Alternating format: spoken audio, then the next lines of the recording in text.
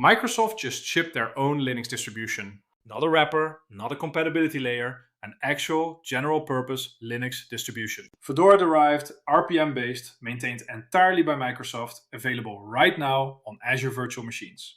This is the same company whose CEO once called Linux a cancer. And now they are the ones shipping it. At Build 2026 last week, Microsoft announced not one, but 3 Linux products. Azure Linux 4.0, Azure Container Linux, and a Windows 11 edition rebuilt from the ground up for Linux developers. They also announced a high-end AI workstation that runs Linux natively under the hood. So here's the question I want to answer in this video.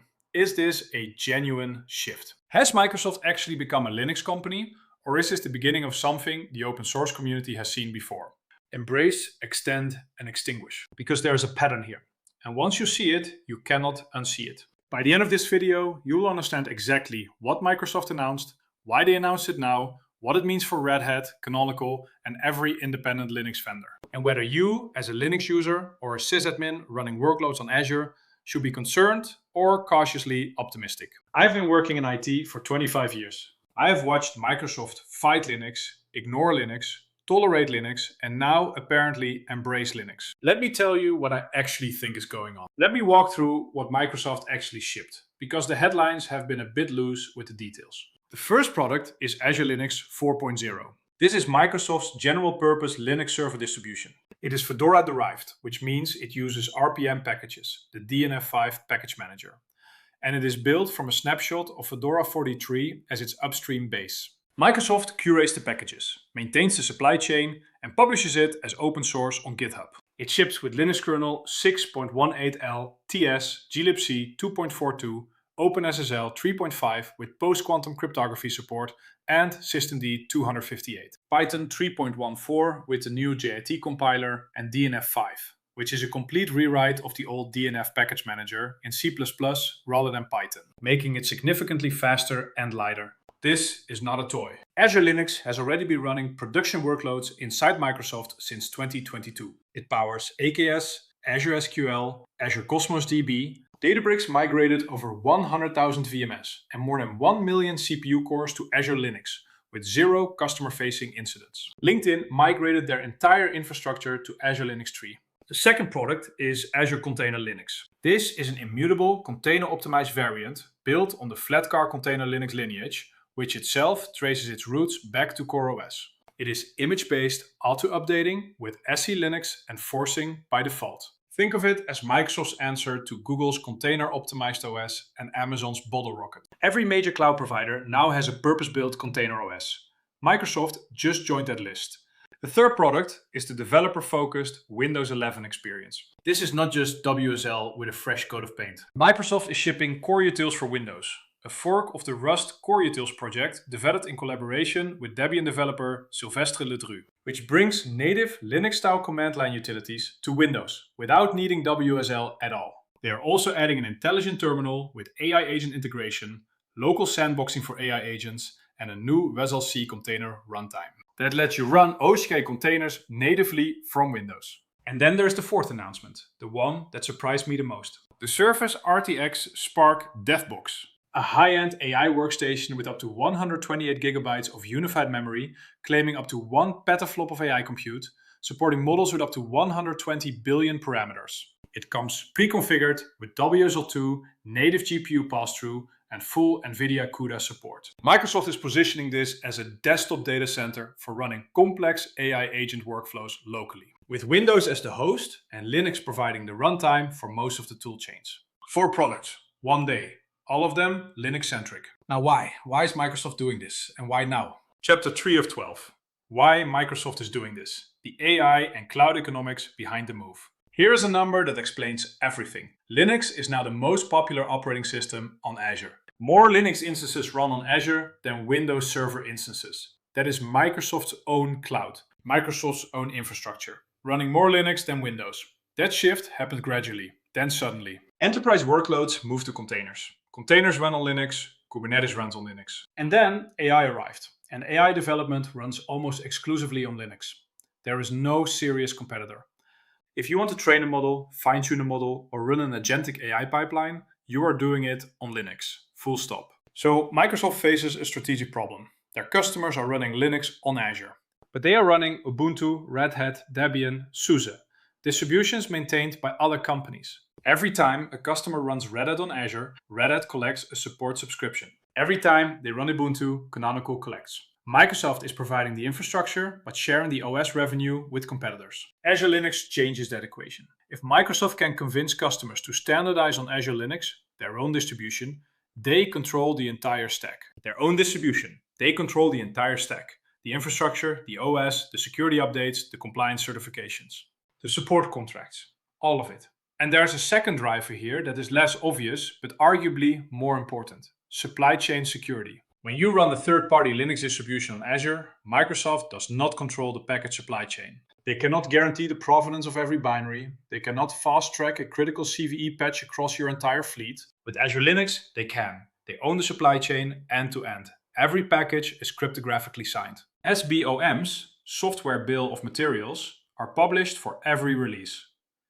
CVE response is handled by Microsoft directly. For enterprise customers running regulated workloads, finance, healthcare, government, that is genuinely compelling. You get a single vendor responsible for the entire stack with predictable monthly security updates and a clear lifecycle. So the business case is clear, but that does not answer the harder question.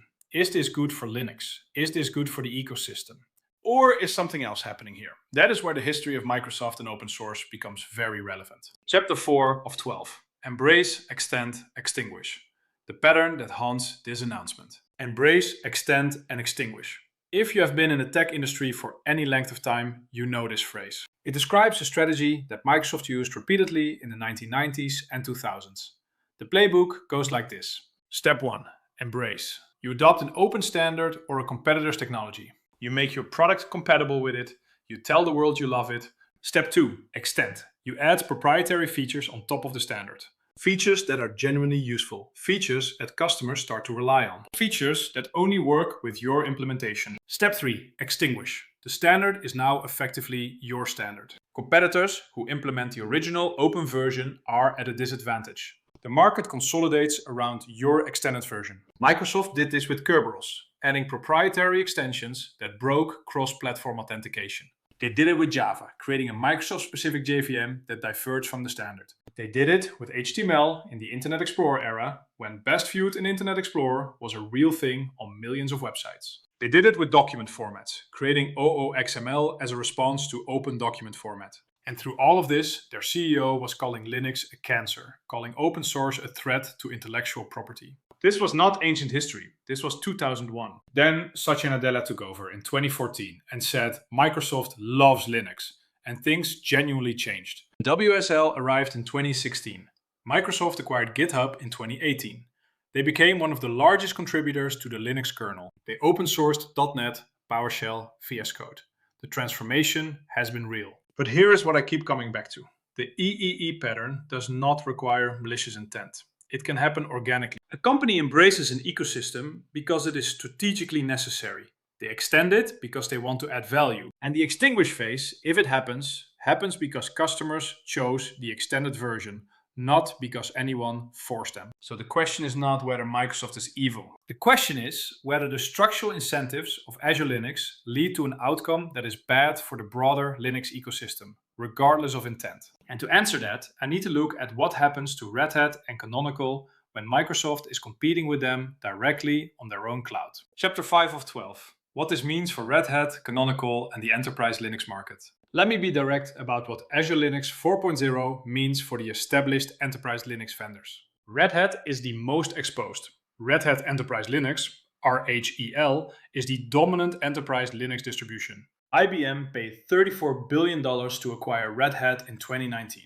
The entire business model is built on selling support subscriptions for a hardened, certified, enterprise-grade Linux distribution. Azure Linux 4.0 is now a direct competitor to RHEL on Azure. Not everywhere. Not on premises, not on AWS or Google Cloud. But on Azure, which is where a significant portion of enterprise Linux workloads run, Microsoft is now offering a free, Microsoft-supported alternative to RHEL. You pay only for the underlying Azure compute.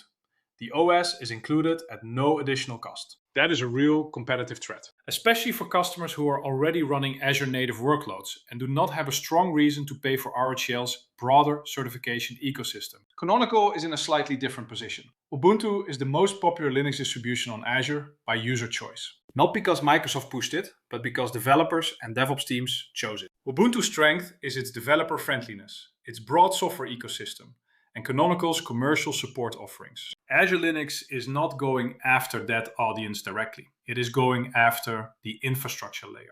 The OS that runs under your workloads, not the OS your developers interact with. There's a clear separation between development and the production infrastructure. But there's a longer-term risk for Canonical too.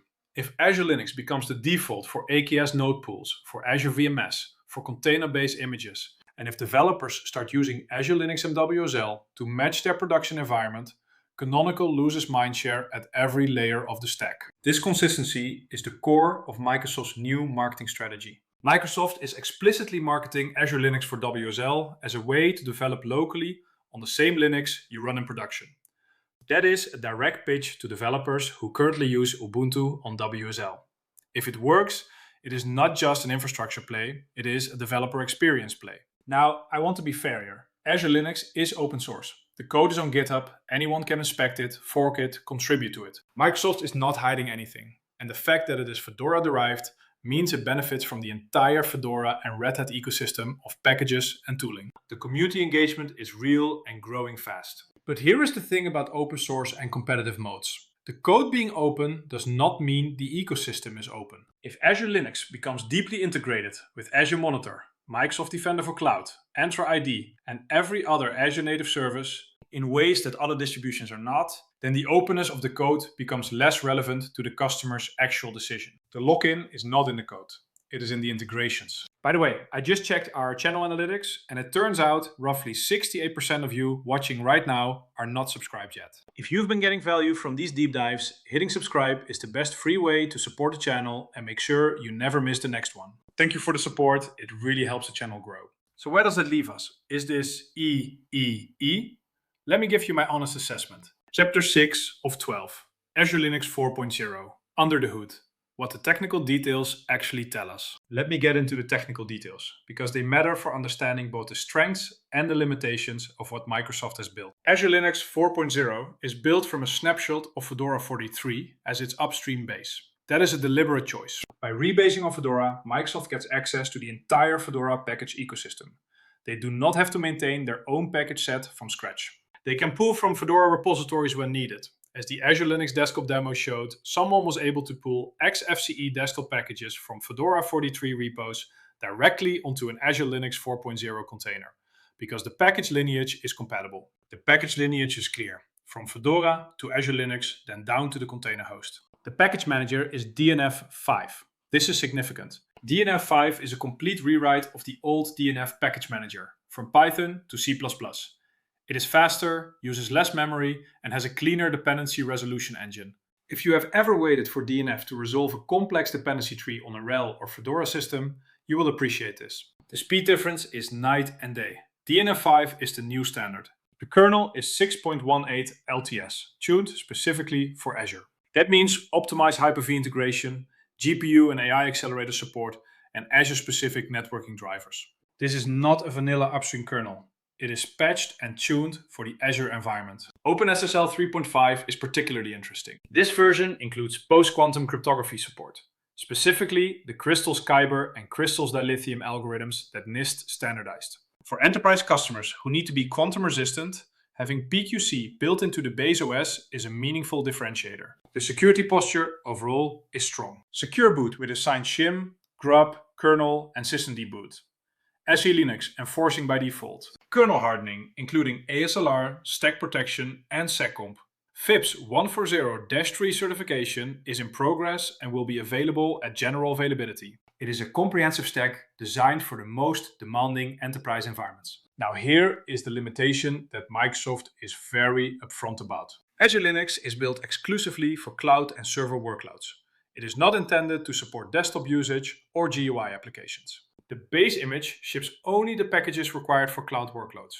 There is no graphical interface, no audio stack, no desktop environment. That is actually a feature, not a bug for the target use case. A smaller package footprint means a smaller attack surface. Fewer packages means fewer CVs to patch, faster boot times, lower memory usage. For a server or container host, you want minimal. But it does mean that the Azure Linux desktop demo, the one that booted a full XFCE desktop in a Windows window, was explicitly a hack. The developer described it as a bad hack that shoves Fedora desktop packages onto a server distribution that was never meant to have them. It works, but it is not supported. It is a technical curiosity, but it is not the intended use case. So technically, what Microsoft has built is a well-engineered, minimal, secure server and container OS with a clean Fedora-derived package base. The technical quality is not in question. The question is strategic. The second product, Azure Container Linux, deserves its own discussion because it represents a different and arguably more interesting strategic move. Azure Container Linux is immutable. That word gets used a lot in the Linux world, so let me be precise about what it means here. An immutable OS does not allow you to modify the running system. You cannot install packages on a live node. You cannot make ad hoc configuration changes. The entire OS image is read-only. Updates happen by swapping out the entire image for a new one, atomically with automatic rollback if something goes wrong. This model eliminates an entire category of security risk. Configuration drift simply cannot happen. Configuration drift, where servers gradually diverge from their intended state because someone made a change 6 months ago and nobody documented it. Every node in your cluster is running exactly the same image. If you need to change something, you build a new image and roll it out. Azure Container Linux traces its lineage back to Flatcar Container Linux, which itself descended from CoreOS Container Linux. CoreOS was the original pioneer of the immutable container OS model. Red Hat acquired CoreOS in 2018 and turned it into Fedora CoreOS and Red Hat CoreOS. Microsoft's Azure Container Linux springs from the same Flatcar branch of that family tree. So Microsoft and Red Hat are now competing with products that share the same ancestor. That is a genuinely unusual situation. For Kubernetes workloads specifically, Azure Container Linux is compelling. It is the default node OS for AKS, Azure Kubernetes Service, and it has been since 2023. The difference with 4.0 is that it is now generally available as a standalone product, not just an internal AKS implementation detail. The trade-off is customization. Because the OS is immutable, you cannot install arbitrary packages on a running node. If you need a specific kernel module or a custom agent, you have to build it into the image at build time. For teams with mature DevOps practices and image building pipelines, this is fine. It is actually how they prefer to work. For teams that are used to SSHing into nodes and installing things, it is a significant workflow change. The security posture of Azure Container Linux is stricter than the general purpose Azure Linux. SE Linux is enforcing by default, not just supported, enforcing. The attack surface is minimal. There is no package manager on the running system, no shell access in production configurations. For regulated environments, financial services, healthcare, government, this is increasingly what compliance frameworks are asking for. The ability to prove that every node in your cluster is running exactly the software you intended, with no modifications, is a powerful compliance story. Now, the question I keep coming back to, is Azure Container Linux better than Fedora CoreOS or Flatcar? Technically, they are very similar. The differentiator is not the OS itself, it is the Azure integration. And that is exactly the kind of integration advantage that can quietly lock you in without you noticing. The third product, the developer-focused Windows 11 experience, is the one I find most strategically interesting, and also the one most likely to affect Linux adoption directly. Microsoft is shipping Coreutils for Windows. This is a fork of the Rust Coreutils project, the modern, memory-safe rewrite of the classic GNU Coreutils, adapted to run natively on Windows. No WSL required. You open a Windows terminal and you type ls, grep, set, awk, find, and they work. They behave like their Linux counterparts. The same flags, the same output format, the same scripting behavior. This is being developed in collaboration with Sylvestre Ledru, a Debian Linux developer. That is not a coincidence. Microsoft is explicitly drawing on Linux expertise to make Windows feel more like Linux for developers. Why does this matter? Because one of the primary reasons developers choose Linux or macOS over Windows is the command line experience. The POSIX toolchain. The ability to write shell scripts that work the same way in development and in production. If Windows now has native Coreutils, that friction point is reduced. But here's the open question, and I want to plant this now because we will come back to it. If developers can get a Linux-like experience on Windows without actually running Linux, does that help Linux adoption or hurt it? Does it bring more people into the Linux ecosystem by lowering the barrier? Or does it give developers a reason to stay on Windows rather than making the full switch? The new WSLC container runtime is the other piece of this story. WSLC, WSL Containers, is a new OCI container runtime for Windows. It lets you run standard container images natively on Windows with a CLI and an API without needing a full Linux VM. It is not in the stable WSL release yet, but it is already in the WSL source code on GitHub. The developer story Microsoft is telling is this. You can now build on Windows, run Linux containers locally with WSLC, deploy to Azure Linux in production, and have a consistent environment from your laptop to the cloud. The environment drift problem, where your local dev environment behaves differently from production, is supposed to go away. It is a compelling pitch, and it is worth noting that this is exactly the pitch Docker made 10 years ago. And it worked. Developers adopted Docker because it solved the works on my machine problem. The question is whether developers trust Microsoft to maintain this consistency over time, or whether they have seen enough Microsoft pivots to be skeptical. Let me talk about the Surface RTX Spark DevBox, because it is the announcement that surprised me the most. And it tells you something important about where Microsoft thinks the industry is going. This is a high-end AI workstation. Up to 128 gigabytes of unified memory. Up to 1 petaflop of AI compute. Support for models with up to 120 billion parameters. Microsoft describes it as a desktop data center for running complex AI agent workflows locally. It comes pre-configured with WSL2, native GPU passthrough, and full NVIDIA CUDA support. Visual Studio Code and GitHub Copilot are pre-installed. The intended workflow is you run Windows as the host OS, but your actual AI development work happens inside Linux, either through WSL or through WSLC containers, with direct access to the GPU. The native GPU passthrough is the technically significant part. Historically, running GPU workloads inside WSL required going through a translation layer that added overhead and limited compatibility. Native GPU passthrough means Linux processes inside WSL can access the GPU directly with near native performance.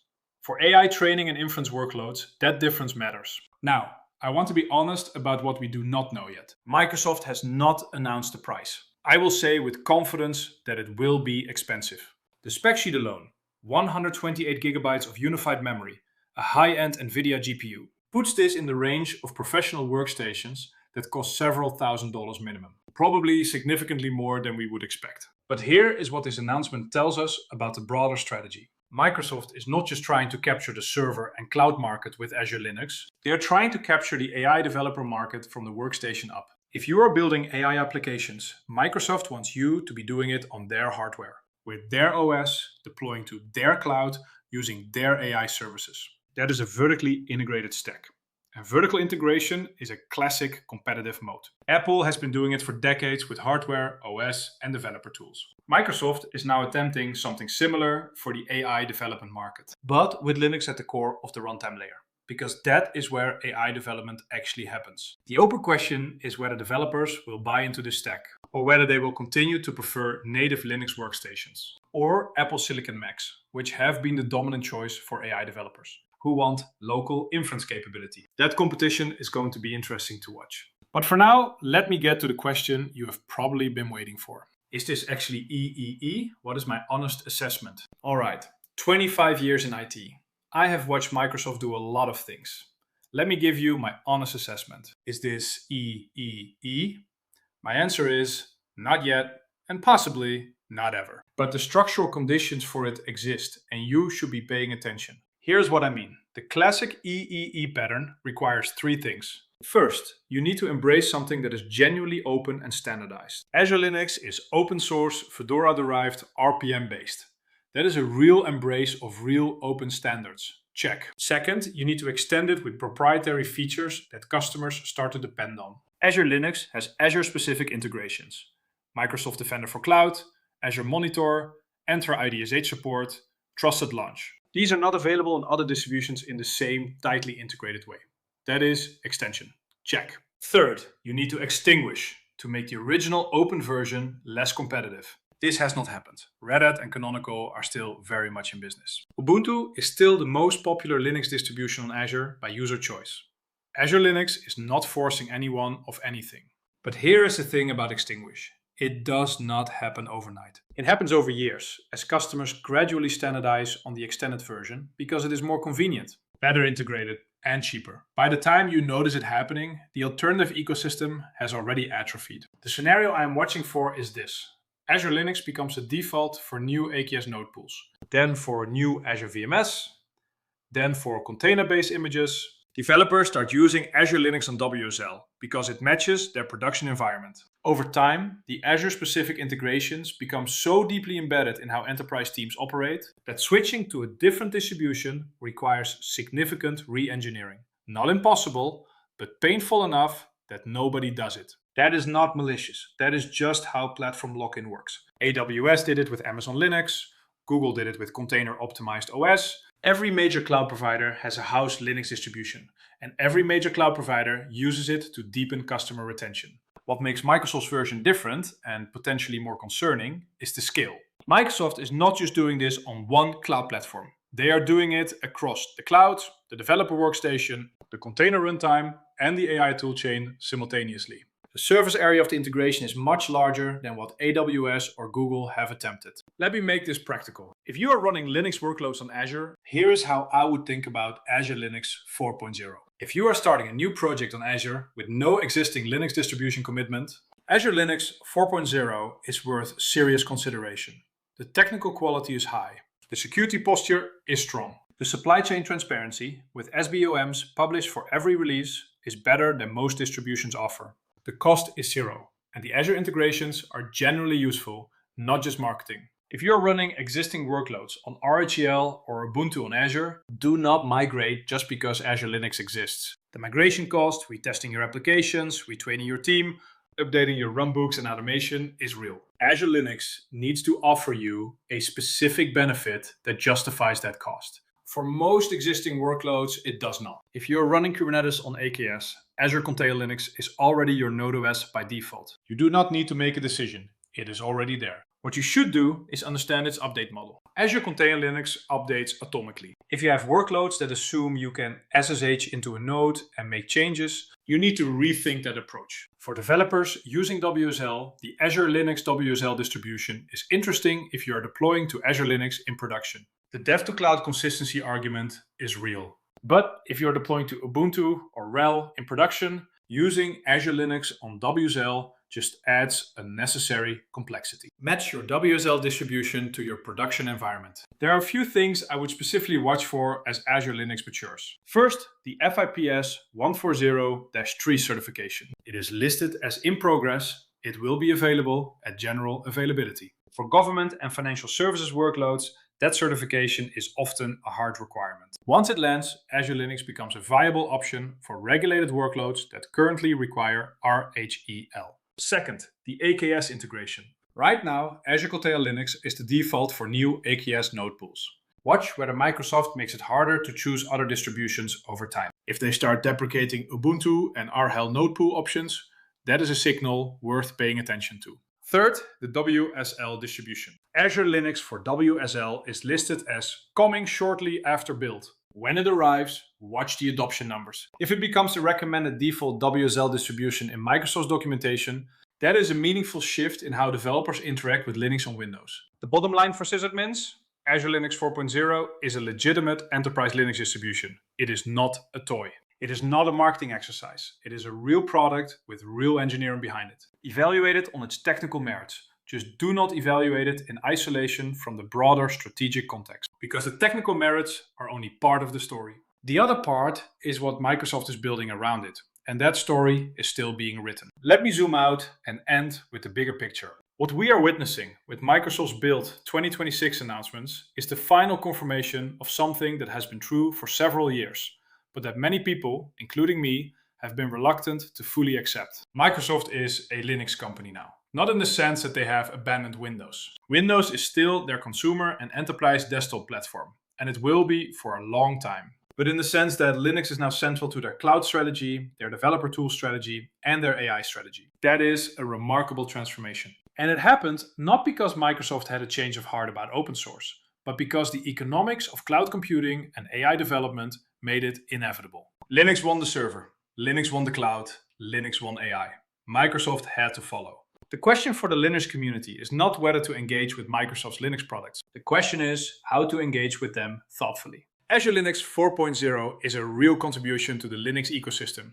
It is open source, it is Fedora-derived, it benefits from and contributes back to the broader RPM ecosystem. The Coreutils for Windows project is being developed with a Debian developer. These are not fake open source gestures, but the integration layer, the Azure-specific features that make Azure Linux more convenient than alternatives on Azure, is where the competitive moat is being built. And that moat, if it deepens over time, could make it harder for independent Linux vendors to compete on Azure. The Linux community has always been good at one thing: staying independent. The kernel is not owned by any one company. The distributions are not owned by any one company. The toolchain is not owned by any one company. That independence is what has made Linux resilient through every attempt to control or co-opt it. Microsoft's embrace of Linux does not change that fundamental reality. But it does add a new dynamic that is worth watching. The best response is the same one that has always worked: informed users, diverse distributions, and a community that values independence over convenience. If you found this breakdown useful, and if the EEE question is one you want to dig into further, you need to see the video I did on IBM's $5 billion open source investment and what it actually means for Red Hat. That video is on screen right now. If you have been getting value from these deep dives, please like this video and subscribe. It genuinely helps the channel reach more people who care about this stuff. And if you want to stay ahead of Linux news every week, sign up for the newsletter at tondoeslinux.com/newsletter. And if you want to support the channel directly and get some cool perks, consider clicking the join button below to become a sudo user or get root access. It means a lot and it keeps these deep dives coming.